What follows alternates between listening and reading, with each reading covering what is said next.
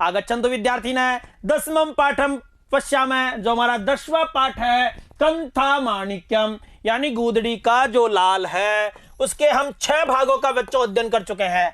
6 भागों में हमने पहले भाग में पाठ का परिचय जाना, उसके बाद में जो अगले 4 भाग थे, दूसरा, तीसरा, चतुर्थ और 5वां भाग में हमने पहले दृश्य के बारे में चर्चा की। इसके अलावा जो हमारा अंतिम जो भाग था, अभी 6वां भाग हमने पढ़ा था, उसमें हमने किस प्रकार से दूसरे दृश्य में भवानी दत्त और रत्ना अपने पुत्र के विषय में किस प्रकार से चिंतन कर रहे हैं, भवानी दत्त किस प्रकार से अपने विद्यालय में उसके बच्चे की जो सिंधु का विद्यालय है यानी भरद्वाज विद्या निकेतन में दूरवाणी करते हैं, फोन करते हैं, तो पता चलता है कि वहां अवकाश हो गया और वहां बच्चे जा चुके हैं। तो इस प्रकार से दोनों दंपति बहुत घबराए हुए हैं, चिंतित हैं। तभी भवानी दत्त जाने का प्रयास करता है और आंगन में एक रिक्शा आकर रुकता है कि कोई बच्चा यानी सिंधु को लेकर के गोद में लेकर के बैठा हुआ है। आगे की घटना को हम 7वें भाग है यानी 7वें भाग में देखेंगे। यानी सिंधोः गृहे आनयनम यानी सिंधु का घर पर किस प्रकार से लाता है वो बच्चा, यानी जो सोमधर है वो किस प्रकार से सिंधु को घर पर लाता है। भवानी दत्त सोमधरयो सिंधो विषय वार्ता, भवानी दत्त और सोमधर के बीच में सिंधु को लेकर किस प्रकार की वार्ता होती है। आइए देखते हैं। पुनः सर्वेशम स्वागतम। भवानी दत्त यानी भवानी दत्त क्या सत्वरम उपसृत्य यानी सत्वरम यानी शीघ्र ही, उपसृत्य का मतलब पास जाकर के, अये किमिदम अरे क्या ये है, सिंधुम बिलोक के सिंधु को देख करके, अरे क्या है सिंधु को देखकर, ये क्या है, वत्स सोमधर त्वमेवासि यानी वत्स अरे बेटा, सोमधरा है यानी सोमधर है बच्चों, यहां संधि है सोमधरा है, सोमधरा प्लस त्वम एव प्लस अशी, इस प्रकार से है कि वत्स सोमधरा त्वमेव अशी यानी तुम ही हो बेटा, सोमधर तुम ही हो। तो इस प्रकार से भवानी दत्त ने कहा शीघ्र पास जाकर के, अरे ये क्या, सिंधु को देखकर बेटा सोमधर तुम ही हो। तो इसके व्याकरण में हमने देखा बच्चों, उपसृत्य यानी उपसर्ग है, श्री धातु है, लप प्रत्यय जब हमने प्रयोग किया तो लप का ये बचा, तुक का आगम हुआ और रूप बना उपसृत्य यानी पास जाकर के बच्चों। उसी प्रकार से विलोक्य में भी उपसर्ग पूर्वकात, लोक धातु में लप प्रत्यय जब करेंगे लप का ये बचेगा और रूप बनेगा विलोक्य यानी देख करके। इस प्रकार से तो सिंधु को देख करके कहा कि अरे बच्चे बेटा सोमधर तुम ही हो। आगे किस प्रकार की बात होती है बच्चों, सोमधरः सविनयम यानी सोमधर विनय के साथ में क्या कहता है, विनय विनम्रता से क्या कहता है, विनम्रता पूर्वक कहता है पितृव्य अहमेव अस्मि सोमधरः सिंधोः मित्रम, सिंधोर मित्रम, यह संधि है बच्चों, तो सिंधोः विसर्ग प्लस मित्रम, सिंधोर मित्रम, पितृव्य यानी चाचा जी, पितृव्य का मतलब हुआ चाचा जी, अहम एव अस्मि मैं ही हूं, कौन, सोमधर, मैं ही क्या हूं, सोमधर हूं, सिंधोः मित्रम सिंधु का मित्र मैं ही सोमधर हूं, सिंधोः विद्यालय वाहनम अद्य केनचित् ट्रक यानेन दृढ़म हातम, ट्रक चालकः तु अपक्रांता, बच्चों यह संधि है, ट्रक चालकः त्व अपक्रांत, ट्रक चालकः विसर्ग तु प्लस अपक्रांता, इस प्रकार से संधि विच्छेद होगा इसका। तो कि जो सिंधु का मित्र सोमधर मैं ही हूं, और आगे कहता है सिंधोः विद्यालय वाहन मध्य यानी सिंधु का जो विद्यालय वाहन आज केनचित् यानी किसी, ट्रक यानेन यानी ट्रक के द्वारा, दृढ़म आहतम, दृढ़ में आहतम तेजी से टकरा गया, दृढ़म आहतम यानी तेजी से टकरा गया, ट्रक चालकः तु अपक्रांतः, और जो ट्रक चालक था वो क्या कर गया, ट्रक चालक तो अपक्रांत यानी भाग गया, सर्वे अपि बालकाः छत्त विच्छत्ता जाता, जो सारे बालक थे वो क्या हो गए, छत्त विच्छत्ताः यानी घायल हो गए। इस प्रकार से भवानी दत्त कहता है आगे, वत्स त्वं पुनः कुत्र असि यानी वत्स अरे बेटा, तुम यानी तुम, पुनः यानी फिर से, कुत्र असि यानी तुम फिर कहां थे, तुम फिर कहाँ थे। तो जब सारी बात जब इसने पूछी थी क्या कि सोमदर तुम ही हो, तो भगवान सोमदर ने क्या कहा था, विनय के साथ में, विनम्रता के साथ में, चाचा जी मैं ही सोमदर हूँ, सिंधु का मित्र। सिंधु का जो विद्यालय का वाहन था वो किसी ट्रक के द्वारा तेजी से टकरा गया और ट्रक चालक तो शीघ्र ही वहां से भाग गया और सभी बालक क्या हो गए, छत विछत्ता जाता, यानी सारे बालक घायल हो गए। तो भवानी दत्त कहता है वत्स त्वम पुनः कुत्रासी, तुम बेटे तुम फिर कहाँ थे। इसको एक साथ भी देख लेते हैं प्यारे बच्चों। विनय पूर्वक, चाचा जी मैं ही सिंधु का मित्र सोमदर हूँ। सिंधु के विद्यालय का वाहन आज किसी ट्रक से जोर से टकरा गया, ट्रक चालक तो भाग गया, सभी बालक घायल हो गए। तो भवानी दत्त कह रहा है पुत्र तू फिर कहाँ था। इस प्रकार से आइए आगे देखते हैं। सोमदर क्या कहता है, भवानी दत्त ने पूछा कि तुम फिर कहाँ थे, तो उत्तर देता है सोमदर, पितृव्य अहम पुनः प्रतिदिनम इव अद्यापि पदातिरेव आगच्छन् आसम। यानी अहम के साथ में क्या आता है बच्चों, आशम, और जो कर्ता अगर किसी का नाम होता तो क्या आता, आसीत। अहम आशम, मैं वहां था।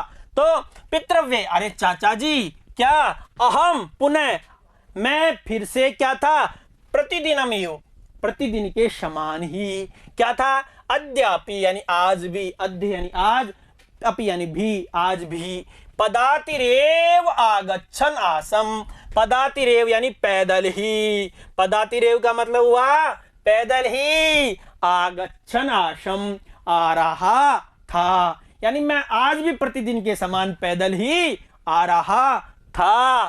दुर्घटनाम अनु पंचनिमेषानंतर में, आगे क्या कहता है, दुर्घटना मनु यानी दुर्घटना का अनुकरण करते हुए, यानी दुर्घटना के 5 मिनट में ही, पंचनिमेषानंतर में यानी 5 मिनट में ही क्या कर दिया मैंने, तत्र आसादितवान, मैं वहां पर पहुंच गया। यानी जैसे ही यह दुर्घटना घटी और उसके 5 मिनट में ही मैं वहां पर पहुंच गया। आगे कहता है महान जन समृद्ध तत्र आसी, यानी महान यानी बहुत बड़ा, ज्यादा, जन समृद्ध का अर्थ हुआ लोगों की भीड़, जन समृद्ध का अर्थ हुआ लोगों की भीड़, तत्र यानी वहां पर, आसीत यानी वहां पर बहुत से लोगों की भीड़। जैसे ही दुर्घटना घटी मैं 5 मिनट में वहां पहुंच गया और वहां बहुत सारे लोगों की क्या थी, भीड़ थी। सिंधुम प्रत्यभिगाय, और सिंधु को प्रत्यभिगाय यानी का अर्थ हुआ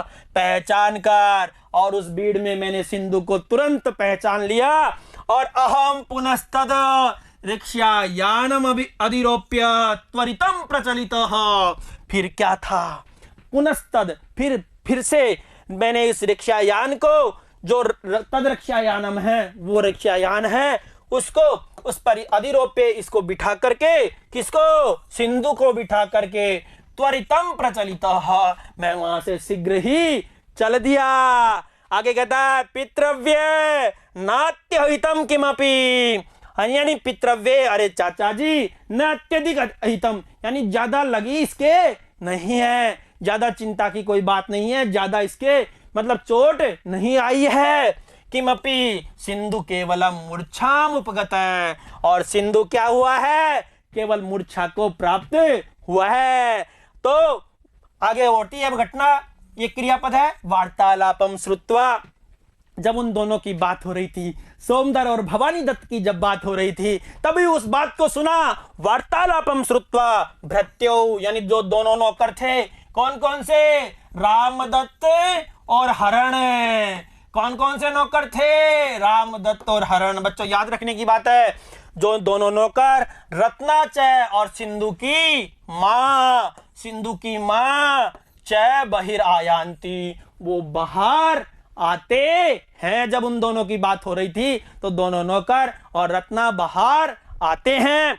रत्ना सिंधुम निसंज्ञम दृष्टवा भ्रंसम रोदिति, और रत्ना ने जब सिंधु को देखा, निसंज्ञम यानी बेहोश देखा, तो भ्रंशम यानी अत्यधिक रोदित यानी रोती है। रत्ना ने सिंधु को इस हालत में देखा। कोई भी माँ अगर अपने बेटे को इस हालत में देखती है तो वो अत्यधिक निश्चित रूप से रोती है, तो वही रत्ना ने किया। तो बच्चों हमने इसमें जाना कि सोमदर ने क्या उत्तर दिया। पितृव्य यानी चाचा जी, अहम पुनः आज मैं फिर से प्रतिदिनम यानी प्रतिदिन के समान आज भी पैदल ही मैं रास्ते में आ रहा था और दुर्घटना के 5 मिनट में ही मैं वहां पहुंच गया और वहां पर महान जनसमृद्ध था, यानी वहां पर महान यानी बहुत अत्यधिक भीड़ थी। सिंधु प्रत्यभिज्ञाय, सिंधु को पहचान करके अहम पुनस्तद मैं और फिर वो रक्षायान जो पेश को बिठा करके त्वरितम प्रचलित है, मैं वहां से तुरंत ही चल दिया। पितृव्य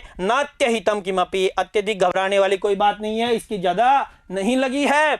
और सिंधु केवलम मूर्छाम उपगता है, केवल सिंधु मूर्छा को प्राप्त हुआ है। फिर उन दोनों की बातों को सुना तो वहां दोनों नौकर रत्ना बाहर आते हैं और रत्ना सिंधु को देख करके बेहोश हालत में देख करके अत्यधिक रोती है। इसको एक साथ देख लेते हैं। चाचा जी मैं तो प्रतिदिन की तरह आज भी पैदल आ रहा था, दुर्घटना के 5 मिनट के भीतर ही वहां पहुंच गया। वहां लोगों की बहुत अधिक भीड़ थी। सिंधु को पहचान कर मैं उसे रिक्शा में बिठा करके शीघ्र ही वहां से चल पड़ा। चाचा जी कोई अधिक चोट नहीं है, सिंधु केवल बेहोश हो गया था। वार्तालाप को सुनकर दोनों सेवक तथा रत्ना बाहर आते हैं।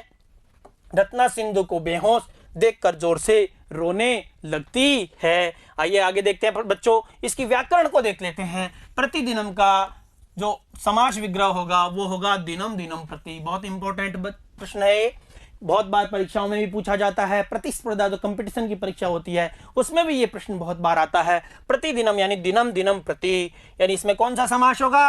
अव्ययी भाव समास, क्योंकि अव्यय होने के कारण। अद्यापि यानी आज भी, और इसका संधि विग्रह होगा, संधि विच्छेद होगा इसका अद्य प्लस अपि, और ए मिलकर क्या हो जाता है? आ हो जाता है। और इसमें कौन सी संधि होगी?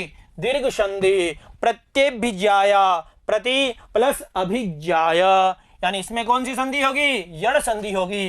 प्र त ई में ई का ये हो गया बच्चों, और अभिज्ञाय का अभिज्ञाय, और इसमें यण संधि इको यण चीजों सूत्र है, इक्के स्थान पर यण आदेश हो जाता है, ई का ये हो जाएगा। उसी प्रकार से अभिज्ञाए, अभि उपसर्ग पूर्वकात ज्ञा धातु में ल्यप प्रत्यय करेंगे तो रूप बनेगा अभिज्ञाय। उसी प्रकार से उपगत है, उप उपसर्ग पूर्वकात गम धातु और इसमें इक्ता प्रत्यय करेंगे तो रूप बनेगा उपगता। प्रचलिता प्र उपसर्ग पूर्वकात चल धातु निजंत में है बच्चों ये, और इसमें इक्ता प्रत्यय करेंगे तो रूप बनेगा प्रचलित है। उसी प्रकार से दृष्टवा, दृश धातु में इक्तवा प्रत्यय करेंगे तो दृष्टवा रूप बनेगा बच्चों। तो इस प्रकार से हमने इनके व्याकरणात्मक प्रश्नों को जाना। तो हम खाते बच्चों कि चाचा जी ज्यादा घबराने वाली कोई बात नहीं है, कोई अधिक चोट नहीं है, सिंधु केवल बेहोश हो गया है। रत्ना भी वहां जोर से रोने लगती है। आइए आगे देखते हैं प्यारे बच्चों।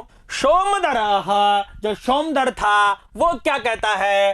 अम्बा अलम चेतनाम खलिकृत्य, यानी अम्बा अलम यानी बस करो, चिंता मत करो, चेतनाम खलिकृत्य यानी चेतना के बारे में, बेहोशी के बारे में बस करो, चिंता मत करो। डॉक्टर धूलिया महोदयम आनियामी इदानीमेव, बच्चों यह संधि है। डॉक्टर धूलिया महोदयम या विच्छेद हो जाएगा। आनियामी, आनियामी में छोटा ही हो गया, यानी आनियामी, आनियामी प्लस इदानीम, इदानीम, इस प्रकार से जो ये बड़ा हो जाएगा यहाँ पर दीर्घ हो जाएगा। अम्बे यानी बेहोशी के बारे में ज्यादा चिंता मत करो। डॉक्टर धूलिया महोदयम, डॉक्टर धूलिया महोदय को मैं लाता हूं अभी। इदानीमेव प्रतिवेश एव निवसति असौ, निवसत्यसौ यानी पास में ही, पड़ोस में ही, निवसति असौ यानी रहते हैं ये। यहाँ भी संधि है, निवसति प्लस असौ, निवसत्यसौ यानी वो पास में ही रहते हैं। भवानी दत्त कह रहा है वत्स सोमदराः मागा कुत्रापि त्वं मातृ समीपमेव तिष्ठ, अहम दूरभाष यंत्रेण एव विषजम आहवयामि। यानी भवानी दत्त ने फिर क्या कहा? डॉक्टर धूलिया के बारे में जब सोमदर बात कर रहा था तो भवानी दत्त ने कहा कि वत्स सोमदर अरे बेटा सोमदर, माँ गाहा, मत जाओ कहीं पर भी, कुत्रापि यानी कहीं पर भी, तुम यानी तुम कहीं पर भी मत जाओ, मातृ समीपमेव तिष्ठ, माता के पास ही रुको या बैठो, अहम दूरभाष यंत्रेण एव विसर्जम आह्वयामी, मैं दूरभाष यंत्र के द्वारा ही, टेलीफोन के द्वारा ही डॉक्टर को बुलाता हूँ। मध्य एव सिंधु चेतना अनुभवती, मध्य में ही सिंधु चेतना का अनुभव करता है बच्चों। सो अम्बा महाव्यति, वह अम्बा का आह्वान करता है, अर्थात अपनी माताजी का आह्वान करता है।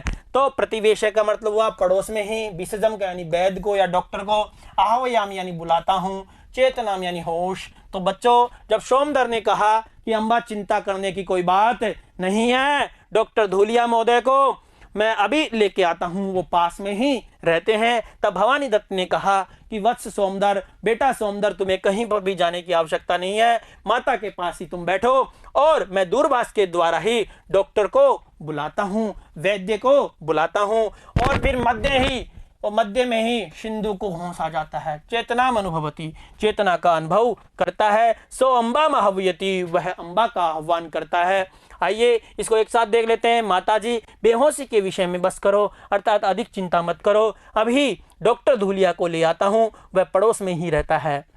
भवानी दत्त कह रहा है, पुत्र सोमदर, तुम कहीं भी मत जाओ, माताजी के समीप ही ठहरो, मैं टेलीफोन द्वारा वैद्य को बुलाता हूँ। बीच में ही सिंधु होश अनुभव करता है, वह माँ को बुलाता है। प्यारे बच्चों, आइए इसके व्याकरण को देख लेते हैं। खली कृत्य, खल में च्वी किया, क्री धातु में लप प्रत्यय जब करेंगे तो रूप बनेगा खली कृत्य, खल प्लस च्वी प्लस क्री प्लस लप, और रूप बना खली कृत्य। उसी प्रकार से मातृ समीपम, मातुः समीपम, यह षष्ठी विभक्ति है और षष्ठी विभक्ति होने के कारण षष्ठी तत्पुरुष समास हुआ बच्चों।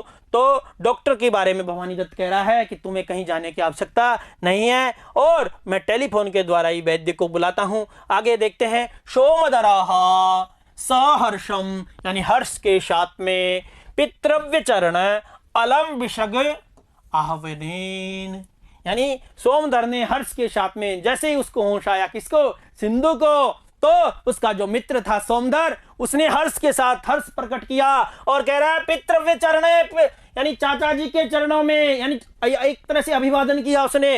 अलम विषग आहवनेन, यानी डॉक्टर को बुलाने की आवश्यकता नहीं है, सिंधु चैतन्यम आगत, और सिंधु को क्या आ गया है, चैतन्य आ गया है, अर्थात होश आ गया है। भवानी दत्त दारक समीपम गच्छति, भवानी दत्त पुत्र के पास में जाते हैं। रत्ना नेत्रे आनंदाश्रु पूरिते जायते, यानी बच्चों, जब सिंधु को होश आया, चैतन्य आया, तो भवानी दत्त अपने बेटे के पास में जाते हैं। दारक समीपम गच्छति, और रत्ना नेत्रे, और रत्ना के नेत्रों में, यानी बच्चों यहाँ नेत्रे क्यों आया है, नेत्रम एक वचन का रूप है, नेत्र यानी दो नेत्रों में, दोनों नेत्रों में, रचना के दोनों नेत्रों में। आनंदाश्रु पूरिते, और आनंद के अश्रु से, आनंद जब बेटे को होश में आया तो रत्ना बहुत खुश हुई और आनंद के उसके अंदर अश्रु आ गए, आंसू आ गए, जायते यानी आए।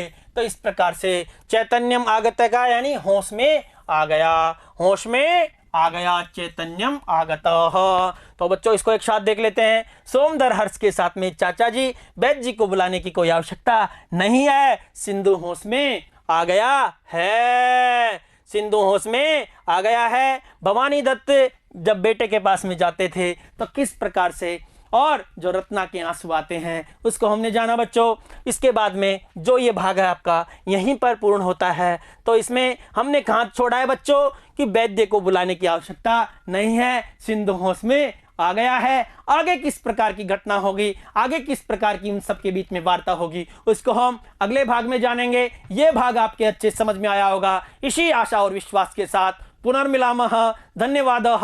नमो नमः।